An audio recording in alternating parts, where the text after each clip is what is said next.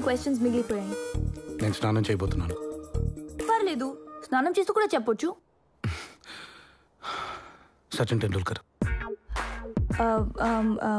ఏంటి? అదే నువ్వు అడగబోయే క్వశ్చన్ ఆన్సర్.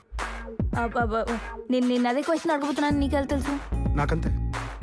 నా నుంచి 2 feet డిస్టెన్స్లో ఎవరున్నా వాళ్ళ ఫ్రీక్వెన్సీస్ నాకు అందేస్తాయి. అంటే వాళ్ళ మనసులో ఏమనుకుంటున్నారో నాకు తెలిసిపోతుంది.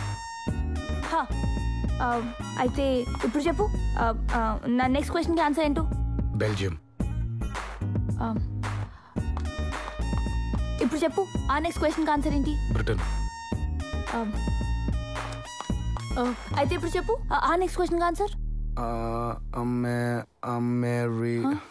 ఫ్రీక్వెన్సీ అందట్లేదు, కొంచెం కిందికి రా.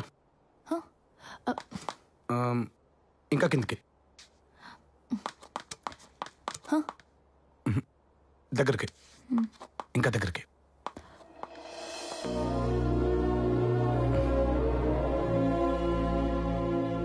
ఆమిర్ ఖాన్. ఎలా ఇదంతా? నేను నమ్మలేకపోతున్నాను. నేను నమ్మలేకపోతున్నాను. నువ్వు ప్రిపేర్ అయిన క్వశ్చన్ పేపర్ బాత్రూంలో మర్చిపోయావు. దివ్య. ఏంటి? డి అంటే అదే, దివ్యానే.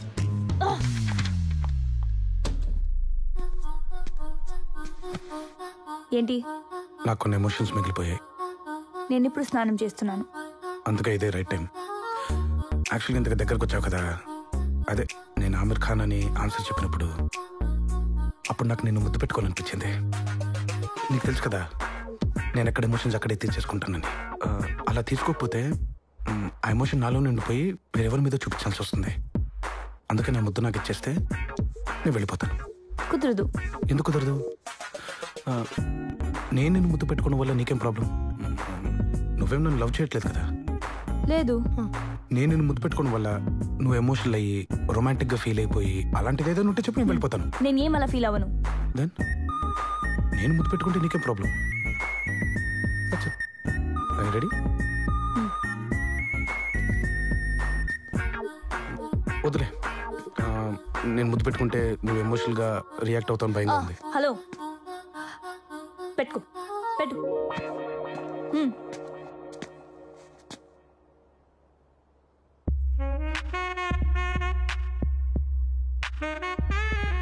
యాక్చువల్గా నిన్ను కిస్ చేయకముందు హక్ చేసుకుందాం అనుకున్నాను.